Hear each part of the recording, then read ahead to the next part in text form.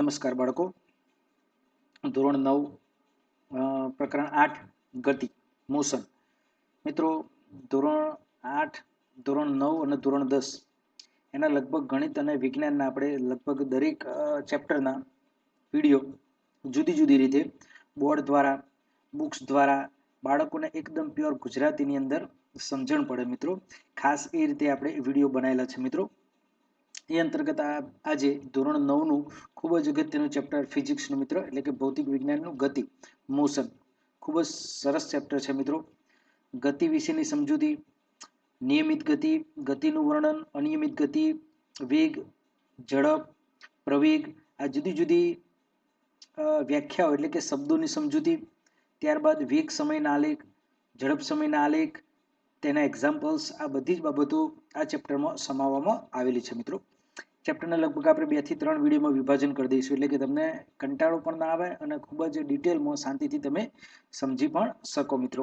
એ અંતર્ગત આજે આપણે ગતિનું વર્ણન, બરોબર, ગતિ શું છે, એમાં પાછી અંતર અને સ્થાનાંતર, બરોબર છે, વસ્તુ સમાન છે પણ કેમ અદિશ ને કેમ સદિશ છે એની પણ વાત આજે આ વિડીયોમાં આપણે કરીશું મિત્રો. તો ચલો શરૂ કરીએ. પ્રકરણ 8 ગતિ. હવે ગતિ એટલે શું? સામાન્ય સમજણ પ્રમાણે આપણે કહી શકીએ છીએ કે કોઈ પણ પદાર્થ સમયની સાથે પોતાનું સ્થાન ફેર કરે, બરોબર, સમય સાથે પોતાનું સ્થાન ફેર કરે. એટલે કે ધારો કે 10 વાગે તમે જે જગ્યાએ હો, બરોબર, તો 10 ને 5 મિનિટ, 10 ને 10 મિનિટ, 10 ને 15 મિનિટ, 10 ને 20 મિનિટ, એ દરમિયાન તમે જે સ્થાન બદલતા રહો તો તમે ગતિમાં છો એમ કહી શકાય મિત્રો, બરોબર છે. એટલે કે કોઈ પણ પદાર્થ સમયની સાથે પોતાનું સ્થાન બદલે એ પદાર્થ મોશન અથવા તો ગતિમાં છે એમ કહી શકાય. તમને એક સામાન્ય સમજૂતી ચોપડીમાં પણ આપેલી છે, એટલે કે ચોપડી દ્વારા પણ તમને અહીં હું સમજણ આપું મિત્રો, કે રોજબરોજના જીવનમાં આપણે કેટલીક વસ્તુઓને સ્થિર અવસ્થામાં અથવા તો કેટલીક વસ્તુઓને ગતિમાન અવસ્થાની અંદર જોઈએ છીએ. ધારો આપણે સ્કૂલમાં અત્યારે ક્લાસમાં બેઠા હોય, ડસ્ટર એના ટેબલ ઉપર પડી રહ્યું તો સ્થિર અવસ્થામાં છે. પછી શિક્ષક જ્યારે ભણાવતી વખતે પહેલી બેન્ચીસથી બીજી બેન્ચીસ, ત્રીજી બેન્ચીસ, ચોથી બેન્ચીસ પર જાય તો એ વસ્તુ એટલે કે શિક્ષક એ ગતિમાન અવસ્થામાં છે એમ આપણે કહી શકીએ છીએ મિત્રો, બરોબર છે. એટલે ગતિમાન અવસ્થાની અંદર પક્ષીઓ ઉડે છે, માછલીઓ તરે છે, રુધિર આપણી શિરાઓ અને ધમનીમાં સતત વહેતું પણ જોવા મળે છે. આપણી જે મોટર ગાડી કે સાયકલ જે કંઈ ગતિ કરે છે, બરોબર, અણુ, પરમાણુ, ગ્રહો, તારાઓ, આકાશગંગાઓ બધા જ એ ગતિમાન છે મિત્રો. કેમ? કારણ કે સમય સાથે પોતાનું સ્થાન એ બદલે છે. આ એક જ શબ્દમાં યાદ રાખવાનું, સમય સાથે પોતાનું સ્થાન બદલે એ પદાર્થ ગતિમાન કહેવાય મિત્રો, બરોબર. સામાન્ય રીતે આપણે કોઈ પણ પદાર્થ સમયની સાથે પોતાનું સ્થાન બદલે ત્યારે તે ગતિમાં હોય છે એવું સમજીએ છીએ મિત્રો, બરોબર છે. આ સિવાય એવી પણ કેટલીક અવસ્થાઓ છે કે જેમાં ગતિના અસ્તિત્વનો ખ્યાલ અપ્રત્યક્ષ પુરાવો દ્વારા મળે છે. ઉદાહરણ તરીકે આપણે હવાની ગતિનું અનુમાન ધૂળના રજકણો ઉડવાથી અથવા તો વૃક્ષોની ડાળીઓ અને પર્ણોની હલનચલન પરથી કરી શકીએ છીએ, બરોબર. હવે ધારો કે પવન એક જગ્યાએથી બીજી જગ્યાએ જાય છે મિત્રો, બરોબર છે, એ પ્રત્યક્ષ આપણને દેખાતો નથી, એ અપ્રત્યક્ષ રૂપે, એટલે કે અપ્રત્યક્ષ રૂપે એટલે શું કે તમારી આંખો સમક્ષ, બરોબર, એ જોવા ના મળે છતાં પણ એ હયાત હોય. એટલે કે જો ધૂળ ઉડતી હોય, બરોબર છે, પછી વૃક્ષો પરના પાંદડા હલતા હોય એટલે આપણે કહીએ છીએ જો પવન આવ્યો, બરોબર છે. એટલે કે કહેવાનો મતલબ શું છે કે અપ્રત્યક્ષ રીતે પણ અમુક પદાર્થો આ રીતે ગતિ કરતા હોય છે મિત્રો. એ જ રીતે તમે જો સૂર્યોદય અને સૂર્યાસ્ત જુઓ મિત્રો, બરોબર છે, પૂર્વમાં સૂર્ય ઉગે છે, ધીમે ધીમે આખો દિવસ મધ્યાહન આવે છે, પછી સૂર્યાસ્ત થાય છે, બરોબર છે. આ બધી જ વસ્તુ એ ગતિ કરે છે મિત્રો, એમ કહી શકાય. અને આ ગતિને જ કારણે, આ સૂર્યોદય અને સૂર્યાસ્તને કારણે જ ઋતુઓનું પરિવર્તન, બરોબર, પાછળ કયું કારણ જવાબદાર છે? આ ગતિ જવાબદાર હોય છે મિત્રો.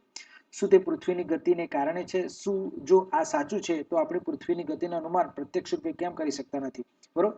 હવે પૃથ્વી ગતિ કરે છે મિત્રો, છતાં પણ આપણે જોઈએ છીએ કે પૃથ્વી આપણને નથી, જો ખરેખર પૃથ્વી ગતિ કરતી હોય તો પૃથ્વી પરના બધા સાધનો આડા નીચે પડી જવા જોઈએ, છતાં પડી શકતા નથી. અર્થાત પૃથ્વી પર આપણે કોઈ પણ પદાર્થ પૃથ્વીની સાપેક્ષે ગતિ કરે છે, બરોબર, એ ચોક્કસ અનુમાન કરી શકતા નથી. જો તમે પૃથ્વી ગતિ કરે છે એવું અનુમાન તમારે અથવા તો પ્રત્યક્ષ રૂપે જોવું હોય તો પૃથ્વીની બહાર તમારે નીકળવું પડે. એટલે કે પૃથ્વી સિવાયના ગ્રહો ઉપર તમારે થતું ઉપગ્રહ ઉપર પૃથ્વીથી દૂર જઈ તમે પૃથ્વી ગતિમાન હોય છે એવો અનુભવ કરી શકો 6 મિત્રો, બરોબર છે. એટલે કોઈક એક વ્યક્તિ માટે એક વસ્તુ ગતિશીલ હોય એટલે કહેવાનો મતલબ શું છે કે કોઈક એક વ્યક્તિ માટે એ વસ્તુ ગતિશીલ હોય તો બીજી વ્યક્તિ માટે તે સ્થિર પણ હોઈ શકે છે મિત્રો. એનું એક સાદું ઉદાહરણ તમને કહું કે ગતિ કરતી બસમાં તમને અહીં આપેલું છે કે ગતિ કરતી બસમાં બેઠેલા મુસાફરોને રસ્તાના કિનારે આવેલા ઝાડ એટલે કે વૃક્ષો પાછળ તરફ ગતિ કરતા અનુભવાય છે, કારણ કે એ બસમાં બેઠેલા છે, બસ ગતિ કરે છે, બસ આગળ જાય છે, આગળ જાય એટલે વૃક્ષો એમની જગ્યાએ સ્થિર છે, એટલે એમને એવું લાગે છે કે વૃક્ષો પાછળ તરફ ગતિ કરતા હોય છે. જ્યારે રસ્તે કિનારે ઉભેલા એક વ્યક્તિ બસમાં બેઠેલા બધા જ મુસાફરોને બસ સાથે ગતિ કરતા તે અનુભવે છે. જ્યારે બસમાં બેઠેલો એક મુસાફર પોતાની સાથેના મુસાફરને સ્થિર અવસ્થામાં જુએ છે. બરોબર, આ અવલોકનો શું દર્શાવે છે એટલે કે કહેવાનો મતલબ શું છે મિત્રો કે એક વ્યક્તિ દ્વારા એક વસ્તુ જો ગતિશીલ હોય તો બીજી વ્યક્તિ દ્વારા ગતિશીલ હોય એવું ફરજિયાત હોતું નથી ખરેખર મિત્રો. એટલે કે જો ગતિમાન વસ્તુ તમે અનુભવ કરવો હોય તો એના અવલોકન પરથી આપણે નક્કી કરી શકાય છે. એટલે અવલોકનકારની દ્રષ્ટિએ જો પદાર્થ સમય સાથે પોતાનું સ્થાન બદલે તો જ એ પદાર્થ એના સંદર્ભમાં એ અવલોકનકારની દ્રષ્ટિએ ગતિમાં છે એવું કહેવાય. બરોબર, અવલોકનકાર એટલે શું? ધારો કે બસમાં બે મુસાફરો, એ મુસાફર અને બી મુસાફર બેઠેલા છે. એ અને બી મુસાફર બંને બસમાં બેઠેલા છે, એટલે એની સંદર્ભમાં બી અને બી ના સંદર્ભમાં એ બંને સ્થિર હશે, બસ ગતિમાં છે. હવે એક મુસાફર સી એ રસ્તા ઉપર ઊભો છે, બસ ગતિ કરે છે. હવે સી મુસાફરને એવું લાગે છે કે એ અને બી ગતિ કરે છે. બરોબર, ધારો કે સી મુસાફર એ ની સામું જોવે છે તો એ ગતિ કરે છે, જ્યારે બી મુસાફર એને જોવે તો એ સ્થિર છે. કહેવાનો મતલબ શું છે કે એક મુસાફરના સંદર્ભમાં બીજો એક એના સંદર્ભમાં જે સી ના સંદર્ભમાં એ છે એ ગતિમાં છે, બી ના સંદર્ભમાં એ સ્થિર છે મિત્રો. એટલે કે બંનેના સંદર્ભમાં આપણે જોઈએ તો એક સ્થિર કે છે, એક ગતિમાં કે છે મિત્રો. બરોબર છે, એટલે કે આપણે અવલોકન ક્યાંથી કરીએ છીએ એના આધારે જ પદાર્થ ગતિમાં છે કે સ્થિર છે એ આપણે નક્કી કરી શકાય છે. એટલે કે સાચી વ્યાખ્યા જો આપવી હોય મિત્રો તો આ રીતે આપણે આપી શકીએ છે કે અવલોકનકારની દ્રષ્ટિએ જો પદાર્થ સમય સાથે પોતાનું સ્થાન બદલતું હોય તો એ અવલોકનકારની દ્રષ્ટિએ એ પદાર્થ ગતિમાં છે મિત્રો. બરોબર છે, આ રીતે આપણે ગતિની વ્યાખ્યા આપી શકીએ છે. એટલે કે મોટાભાગની વસ્તુઓની ગતિ જટિલ હોય છે મિત્રો. બરોબર છે, કેટલીક વસ્તુઓ સીધી રેખામાં એટલે કે સુરેખ ગતિ કરતી હોય છે, કેટલીક વર્તુળાકાર ગતિ કરે છે, કોઈ પરવલયાકાર ગતિ કરતી હોય છે, કોઈક ચાક ગતિ કરતી હોય છે. એટલે કે દરેક વસ્તુ બરોબર છે એટલે જુદી જુદી પ્રકારની બરોબર ગતિ કરતી જોવા મળે છે એમ કે છે મિત્રો. આ એવી પણ પરિસ્થિતિ હોઈ શકે છે કે જેમાં આ બધાનો એક સાથે પણ સમાવેશ હોય. એવું નહીં કે મિત્રો કે કોઈ પદાર્થ સુરેખ ગતિમાં કરે તો કન્ટિન્યુઅસ સુરેખ જ કરે, એ સમય સાથે વર્તુળાકારે ગતિ કરી શકે, ચાકે ગતિ કરી શકે, એટલે કે બધી ગતિનો એક ગતિમાં સમાવેશ પણ થયેલો જોવા મળે છે મિત્રો. આ પ્રકરણમાં આપણે સૌ પ્રથમ સીધી રેખામાં ગતિ કરતી વસ્તુનો અભ્યાસ કરવાનો છે મિત્રો. એટલે કે સુરેખ ગતિ, એક જ સીધી રેખામાં ગતિ કરતા હોય બરોબર છે એ વસ્તુઓ વિશેનો આપણે અહીં અભ્યાસ કરીશું એમ કે છે મિત્રો. આપણે આ પ્રકારની ગતિનો અભ્યાસ સામાન્ય સમીકરણો તેમજ ગ્રાફની મદદથી કરવાનો છે મિત્રો. ત્યારબાદ આપણે વર્તુળાકાર ગતિની પણ ચર્ચા કરીશું. એટલે કે ટૂંકમાં મિત્રો તમારે આ ચેપ્ટરની અંદર સુરેખ ગતિ શું છે બરોબર છે, પછી વર્તુળાકાર ગતિ શું છે એ બંને વસ્તુને બરોબર અહીં સમજવાની છે. તેમના સમીકરણો બરોબર, તેમની વ્યાખ્યાઓ અને તેમના સૂત્રો એ વિશે સંપૂર્ણ સમજૂતી તમારે આ ગતિના ચેપ્ટરમાં મેળવવાની છે મિત્રો. એટલે કે ગતિ વિશે મેં તમને સમજાવી દીધું કે અવલોકનકારની દ્રષ્ટિએ જો પદાર્થ સમય સાથે ગતિ કરતો હોય તો તે અવલોકનકારની દ્રષ્ટિએ તે પદાર્થ ગતિમાં છે એમ કહી શકાય છે મિત્રો. બરોબર, તમારા ક્લાસરૂમની દિવાલો સ્થિર અવસ્થામાં છે કે ગતિમાં છે તેની ચર્ચા કરો.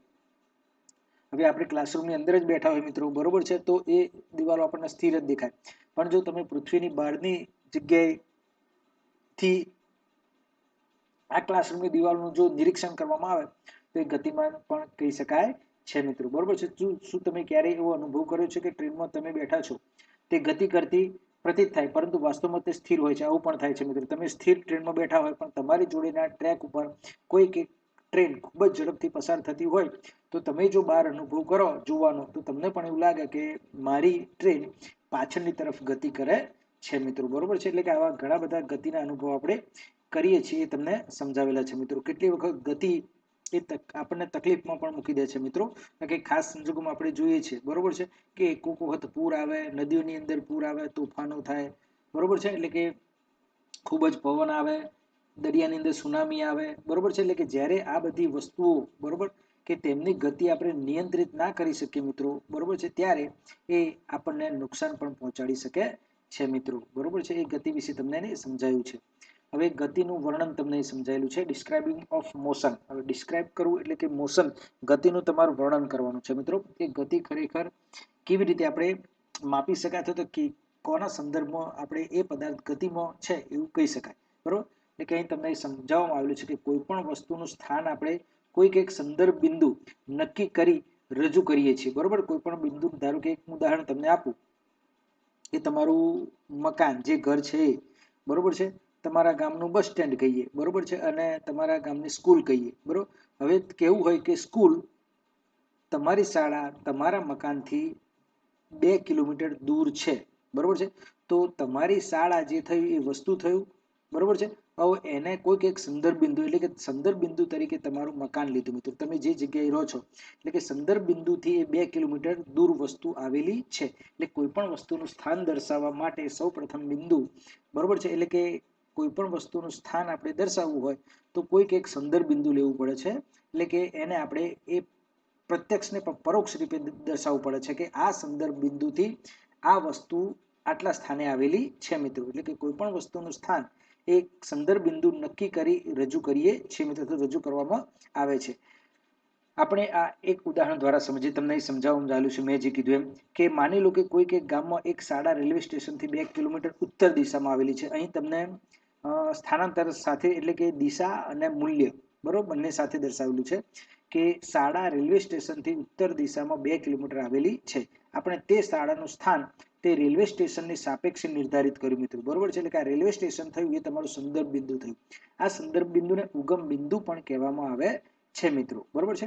આપણે આપણી અનુકૂળતા ખાતર, બરોબર, બીજા સંદર્ભ બિંદુઓ પણ પસંદ કરી શકીએ. એવું નહીં કે મિત્રો કે રેલવે સ્ટેશનથી સ્કૂલ, બરોબર, તમારા મકાનથી પણ સ્કૂલ કેટલી દૂર છે, તમારા ખેતરથી પણ કેટલી સ્કૂલ દૂર છે, એ રીતે જુદા જુદા સંદર્ભ બિંદુ લઈ આપણે વસ્તુના સ્થાન વિશે, બરોબર, એનું વર્ણન કરી શકાય છે મિત્રો, બરોબર. એટલે ટૂંકમાં કહેવાનો મતલબ કે કોઈ પણ વસ્તુનું સ્થાન દર્શાવવા માટે આપણે એક સંદર્ભ બિંદુની 100% જરૂર પડે છે. આ જે સંદર્ભ બિંદુ છે તેને ઉગમ બિંદુ તરીકે ઓળખવામાં આવે છે મિત્રો, બરોબર. એટલે કે ઉગમ બિંદુને સાપેક્ષે આપેલી વસ્તુ કેટલી દૂર છે એ આપણે સ્થાન, એટલે કે વસ્તુનું સ્થાન આપણે તે સંદર્ભ બિંદુની સાપેક્ષે દર્શાવી શકાય છે મિત્રો.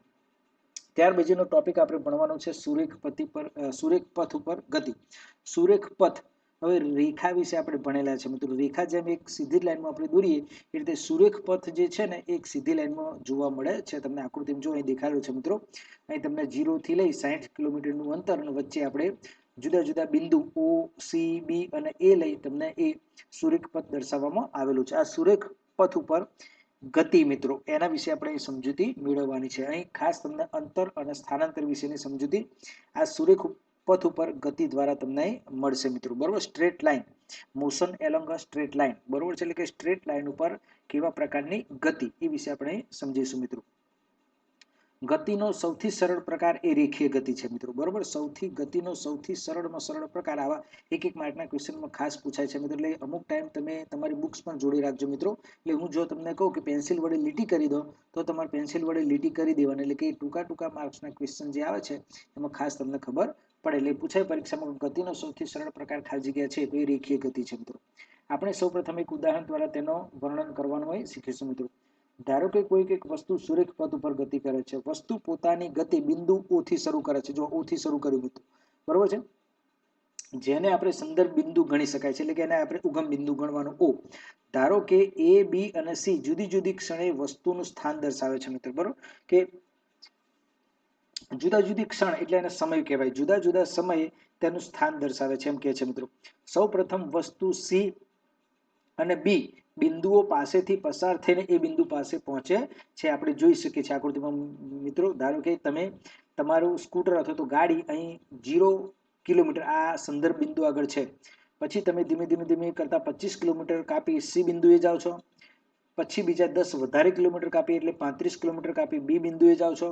અને બીજા તમે 5 ને 5, 10 ને 5, 15 ને 5, 20 ને 5 બીજા 25 કિલોમીટર કાપી એટલે કુલ તમે 60 કિલોમીટર કાપી એ બિંદુ આગળ તમે પહોંચો છો મિત્રો, બરોબર છે. ત્યારબાદ તે જ પથ ઉપર પરત પાછા ફરે છે અને B પાસેથી પસાર થઈ C સુધી પાછા આવે છે મિત્રો. એટલે ખાસ તમને જો અહીં સમજાવું કે ઓ બિંદુથી કોઈ પણ પદાર્થ પહેલા સી બિંદુએ, બી બિંદુએ અને પછી એ બિંદુએ જે 60 કિલોમીટર અંતર કાપે, ફરી પાછો બી બિંદુ આવે એટલે 85 અને ફરી પાછો સી બિંદુએ આવે એટલે બીજા 95 કિલોમીટર એ અંતર કાપે છે મિત્રો. એટલે કે 60, 65, 70, 75, 80, 85, 90 અને 95 કિલોમીટર. એટલે કે ટૂંકમાં કહેવાનો મતલબ છે જો તેની ગતિ ઓથી શરૂ થઈ એ સુધી પહોંચી ફરી પાછો સી પર આવે એટલે તે પદાર્થ દ્વારા કુલ 95 કિલોમીટર અંતર બોલું છું મિત્રો, અંતર. બરોબર, અહીંયા આપણે અંતર અને સ્થાનાંતર બે વસ્તુ અલગ લેવાની છે. એટલે કે અંતર કાપતું જોવા મળે છે મિત્રો. બરોબર, એટલે ત્યારબાદ તે જ પથ ઉપર આપણે કીધું એમ સી સુધી પહોંચે છે. એટલે વસ્તુ દ્વારા આવરી લેવાયેલ કુલ પથ લંબાઈ કહેવાય. કુલ પથ લંબાઈ કેટલી થશે?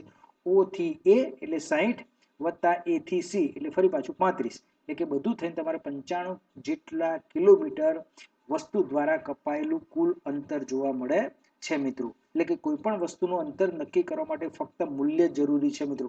અહીં તમારે દિશા નું એટલે કે દિશા ગણવાની નથી મિત્રો. બરોબર, એટલે કે ગતિની દિશા તમારે બરોબર વસ્તુનું અંતર માપવા માટે એટલે મૂલ્ય સાથે દિશા સાથે લેવાની નથી મિત્રો. ફક્ત ને ફક્ત મૂલ્યની જ જરૂરિયાત હોય છે, દિશાની જરૂરિયાત હોતી નથી. એટલે કે આવી રાશિને આપણે અદિશ રાશિ કહીએ છીએ મિત્રો. એટલે કે અંતર આપણે માપીએ છીએ ત્યારે અંતર માપવા માટે ચોક્કસ દિશાનો ઉપયોગ કરતા નથી મિત્રો. એટલે કે દિશાને આપણે મહત્વ આપવાનું ન હોવાને કારણે અંતરને આપણે અદિશ રાશિ તરીકે ઓળખવામાં આવે છે. એટલે કે કેટલીક રાશિઓ એવી હોય છે કે જે માત્ર મૂલ્ય વડે દર્શાવી શકાય છે. આ આંકડાકીય મૂલ્યને ભૌતિક રાશિનું મૂલ્ય દર્શાવે છે. બરોબર છે. આ ઉદાહરણ દ્વારા શું તમે વસ્તુની પ્રારંભિક અવસ્થા ઓ થી તેને અંતિમ અવસ્થા સી સુધીનું અંતર જાણી શકો? તો મેં તમને કીધું એમ આ 95 કિલોમીટર અંતર આપણે જાણી શકીએ છીએ. આ તફાવત તમને બિંદુ ઓ થી શરૂ કરી બિંદુ એ પરથી પરત થઈને બિંદુ સી સુધી પહોંચતા થતા સ્થાનાંતરનું મૂલ્ય આપે છે. હવે જો મિત્ર સ્થાનાંતરનું મૂલ્ય કે છે તો સ્થાનાંતર વસ્તુ એટલે શું છે? બરોબર, એ અંતર કરતો અલગ પડે છે મિત્રો. અંતરમાં મેં તમને કીધું એમ કે કોઈ પણ દિશા બરોબર છે નક્કી હોતી નથી મિત્રો. તમે કોઈ પણ જે જગ્યાએ જેટલું અંતર પથ ઉપર કાપ્યું હોય દરેક પથની કુલ લંબાઈ લેવામાં આવે છે. એટલે કે મિત્રો અહીં તમારે કુલ થઈ એ 60 વત્તા 35 એટલે 95 કિલોમીટર થઈ.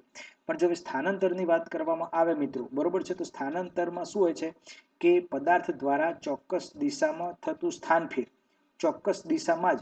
ખરેખર આપણે જો છેલ્લે આપણે સ્થાનાંતરના મૂલ્યની ચર્ચા કરીએ તો આ જે પદાર્થ છે એનું પ્રારંભિક મૂલ્ય 0 છે અને અંતિમ મૂલ્ય 25 છે મિત્રો. બરોબર છે, એટલે કે 6 એ ઓ થી શરૂ થઈ સી ગયો, બી ગયો, એ ગયો, ફરી પાછું બી પર આવ્યો, સી પર આવ્યો. પણ સ્થાનાંતરમાં માપવા માટે આપણે એવું કહી શકીએ કે સંદર્ભ બિંદુથી ચોક્કસ દિશામાં પદાર્થે કાપેલું કુલ અંતર ચોક્કસ દિશામાં માત્ર આ 25 જ કિલોમીટર કાપેલું છે. એટલે જો સ્થાનાંતરની વાત કરવામાં આવે મિત્રો તો સ્થાનાંતરનું મૂલ્ય આ ઉદાહરણ માટે 25 થાય છે મિત્રો. કેટલું થાય છે? 25 થતું જોવા મળે છે મિત્રો. બરોબર છે. શું સ્થાનાંતરનું મૂલ્ય વસ્તુ દ્વારા કપાયેલ અંતર જેટલું હોઈ શકે મિત્રો? એમ પણ પૂછે છે. હા, સ્થાનાંતરનું મૂલ્ય વસ્તુ દ્વારા કપાયેલ અંતર જેટલું ક્યારે હોય કે પદાર્થ ચોક્કસ દિશામાં અંતર કાપે. બરોબર છે, ચોક્કસ દિશામાં જ અંતર કાપે તો એનું મૂલ્ય એ સ્થાનાંતરના મૂલ્ય જેટલું થતું જોવા મળે છે મિત્રો. બરોબર, આકૃતિ 8.1 માં દર્શાવેલા ઉદાહરણ ધ્યાનમાં લો. વસ્તુ દ્વારા ઓ થી એ સુધી ગતિ દરમિયાન કાપેલ અંતરનું મૂલ્ય 60 કિલોમીટર છે તથા સ્થાનાંતરનું મૂલ્ય પણ 60 થાય. જો અહીં તમને માત્ર ઓ થી એ જ કહેવામાં આવે તો અંતરે 60 થાય, સ્થાનાંતરે 60 થાય.